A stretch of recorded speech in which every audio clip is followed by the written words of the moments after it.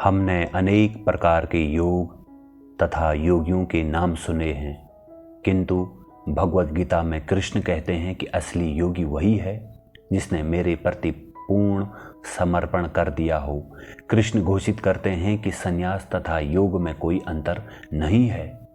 भगवान श्री कृष्ण कहते हैं कि हे पांडुपुत्र, जिसे संन्यास कहते हैं वही योग अर्थात पर ब्रह्मा से युक्त होना है, क्योंकि इंद्रिय तृप्ति की इच्छा को त्यागे बिना कोई कभी योगी नहीं हो सकता है।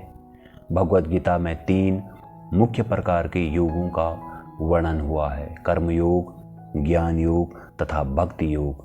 योग की पद्धतियों को एक सीढ़ी के अनुरूप माना जा सकता है। कोई पहली सीढ़ी पर हो सकता है तो कोई मध्य की सीढ़ी पर अथवा सबसे ऊंची सीढ़ी पर हो सकता है। जब कोई किन्हीं विशिष्ट स्तरों पर पहुंच जाता है तो उसे कर्मयोगी, ज्ञान योगी इत्यादि कहा जाता है। प्रत्येक स्थिति में भगवत सेवा तो रहती ही है, भिन्नता केवल प्रगति के स्तर में ही होती है। अतः कृष्ण अर्जुन से कहते हैं कि उसे समझना चाहिए कि संन्यास तथा योग एक ही हैं, क्योंकि काम तथा भोग की इच्छा से मुक्त हुए बिना कोई ना तो योगी बन सकता है और ना ही कोई सन्यासी। कुछ योगी हैं जो लाभ के लिए योग करते हैं, परंतु वह वास्तविक योग नहीं है। सभी कुछ भगवान की सेवा में नियुक्त होना चाहिए। हम जो कुछ भी साधारण श्रमिक, सन्यासी, योगी तथा दार्शनिक के रूप में करें, उसे कृष्ण भावनामृत में ही करना चाहिए। यदि हम कृष्ण की सेवा करने के विचार में मग्न रहें तथा उसी भावना में क्रियाएं करें, तो हम यथार्थ सन्यासी तथा यथार्थ योगी बन सकते हैं। योग पद्धति की सीढ़ियों पर पहला कदम रखने वालों के लिए कर्म करना अनिवार्य है।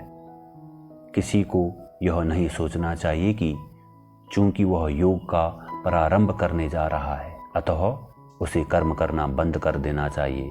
भगवद गीता में कृष्ण अर्जुन को योगी बनने को कहते हैं, किंतु उसे युद्ध न करने को कभी नहीं कहते।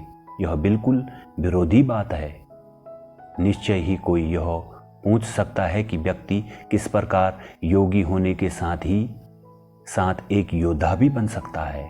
योगाभ्यास के प्रति हमारी धारणा है टांगों को मोड़कर तथा अधखुली आंखों से नाक के अग्रभाग पर ताकते हुए आसन में बैठ जाना, एक इस प्रकार एकांत स्थान पर ध्यान लगाना।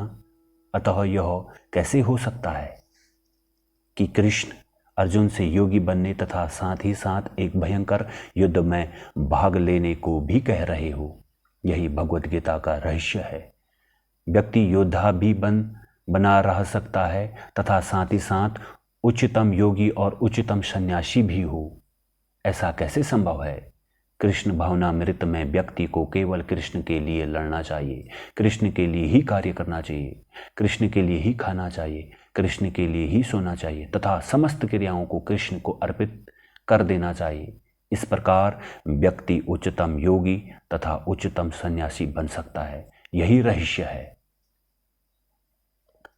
भगवद गीता के 6 अध्याय में कृष्ण अर्जुन को ध्यान योग करना सिखाते हैं, किंतु अर्जुन इसे अत्यधिक कठिन कहकर अस्वीकार कर देता है।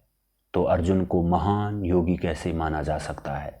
यद्यपि कृष्ण अर्जुन को ध्यान पद्धति अस्वीकार करते हुए देख रहे थे, तथापि उन्होंने अर्जुन को सर्वोच्च योगी घोषित किया, क्योंकि तुम सदैव मेरा चिंतन करते हो। कृष्ण का चिंतन सारी योग पद्धतियों का सार है, चाहे वह हठ, कर्म, ज्ञान, भक्ति या योग, यज्ञ तथा ज्ञान की कोई अन्य पद्धति क्यों न हो।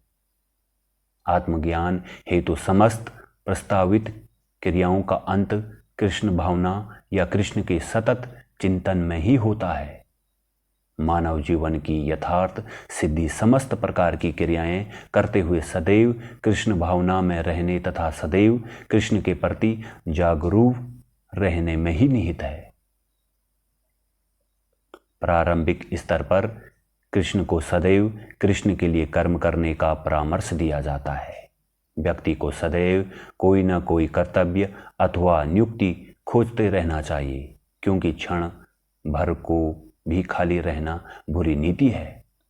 ऐसी नियुक्तियों द्वारा जब वह वास्तविक प्रगति करता है तो वह भले ही शारीरिक रूप से भले ही कार्य ना करे, किंतु वह अपने अंदर में सदैव कृष्ण के चिंतन में ही नियुक्त रहता है।